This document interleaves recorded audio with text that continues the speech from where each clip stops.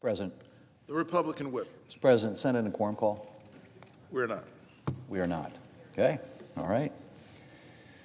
Mr. President, in January of this year, a former Democrat senator penned an op-ed urging Democrats to do away with the Senate tradition of blue slips. This was followed within weeks by an editorial from the New York Times and an op-ed in the Washington Post making similar arguments. And while the Democrat chair of the Senate Judiciary Committee has indicated his desire to maintain the blue slip process, talk of abandoning blue slips remains concerning, especially given Democrats' attempt last year to do away with the legislative filibuster, a mainstay of Senate procedure and a guarantor of minority party representation. Mr. President, blue slips, they're so-called because they are literally blue slips of paper requesting perspective on judicial nominees from their home state senators, are a longtime Senate tradition. They serve the important function of ensuring that senators are consulted about judicial appointments from their state. And that is particularly relevant when it comes to nominees to serve as federal district court judges. Mr. President, the founders set up the Senate in such a way as to provide a voice for states in the national legislature. And senators continue to provide a voice for a whole state in a way that a representative in the House of Representatives does not, simply because he or she only represents a single district.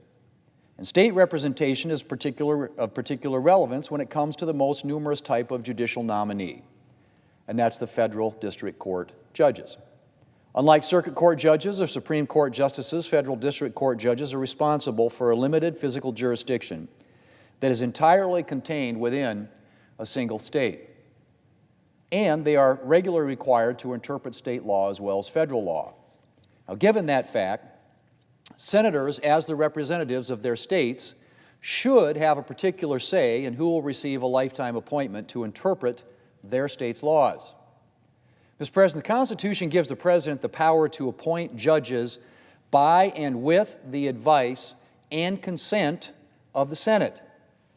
And the blue slip process in the Senate encourages presidents to seek that advice, not to just send a nominee over to the Senate for consideration and vote, but to actually discuss a nominee with the relevant home state senators before sending that name over. Blue slips also serve as a check on more extreme or problematic nominees. First, by encouraging the president not to nominate excessively controversial candidates, and second, by providing a way for home state senators to block a nomination for their state if the president does nominate someone problematic. Senators of both parties regularly return blue slips for judicial nominees. In other words, they sign off on the nomination of judicial nominees who would not be their first choice, but whom they recognize as suitable to sit on the bench. And when the nominee in question has problems beyond just not being a home state senator's preference, blue slips have provided a way for senators of both parties to stop the nomination. Mr. President, in the pieces that have come out in support of abolishing the blue slip process, I've noticed two strands of thought in particular. One, that things have gotten so partisan that we should just do away with things that are meant to foster bipartisanship. And two, that doing away with blue slips is worth it for the political goal to be achieved, and that is getting more Democrat judicial nominees confirmed. Well, when it comes to the first, Mr. President, the idea that things have gotten so partisan that we should just give up and embrace it, I would say that I think the last solution to increased partisanship is to abolish measures that promote collaboration and comity. Now, we've seen a lot of virulent partisanship around here lately, but the truth is that bipartisanship still exists, even though it may not always receive the same kind of sensational coverage that major disputes between the parties receive. And anything that promotes bipartisanship, that encourages members of both parties to work together, to listen to each other's concerns, and to compromise when possible, is a good thing. But while I may not agree that the solution to increase partisanship is to just give into it, I am really troubled by the second idea put forward by those who want to abolish blue slips, that it's worth abandoning a significant Senate tradition a tradition that promotes compromise, checks unfettered majority power, and serves as a critical check on the president for the sake of temporary political gain. This, of course, is hardly the first time we've seen this attitude during the Biden administration.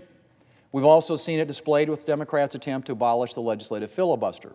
The Senate rule that today almost unquestionably does more than anything else to preserve the founders' vision of a Senate as a place of stability and deliberation and a check on the power of faction. Mr. President, I'll be frank. The legislative filibuster can be frustrating in the extreme.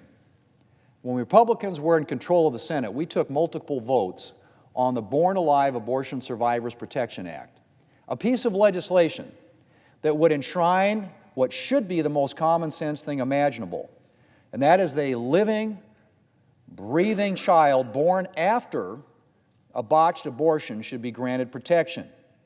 And the Born Alive Abortion Survivors Protection Act would have passed without the legislative filibuster. So there's no question that the filibuster can stop good legislation from getting passed, just as a blue slip could prevent a good judge from being confirmed. But that is not a reason to do away with either of these Senate procedures. And above all, it's not a reason to do away with the legislative filibuster. Yeah, the filibuster can be frustrating, and it can certainly be used to stop good bills like the Born Alive Abortion Survivors Protection Act. But it is a powerful protection against bad legislation. Without the legislative filibuster, there is very little, if anything, to prevent terrible legislation from getting passed by an extremely narrow or even merely technical Senate majority. And the legislative filibuster offers a host of other benefits. It encourages compromise. It discourages extremism. And it provides a voice for Americans represented by whatever party is in the minority who also deserve representation. Mr. President, the founders knew that tyranny didn't just come in the form of individual despots and dictators. They knew that majorities could be tyrants as well and trample on the rights of Americans in the minority. And the legislative filibuster helps guard against that. And so, Mr. President, I believe very firmly in the Senate rules and traditions that preserve the founders' vision of the Senate as a place of consensus and deliberation, and that help prevent tyrannical majorities from trampling on rights and representation for members of the minority. Mr. President, while the legislative filibuster or the blue slip process may prevent a good piece of legislation from getting passed or a good nominee from getting confirmed, the alternative, which is a system without meaningful representation for the minority party and the Americans it represents, without a meaningful check on extreme nominees or legislation that threatens our constitutional rights, is in fact much, much worse. And so before Democrats think about abolishing key Senate protections against extremism or the tyranny of the majority, I hope that they will consider what things might look like when they are once again in the minority and they want to stop a nominee or piece of legislation that they view as dangerous or extreme. And I hope that they will decide in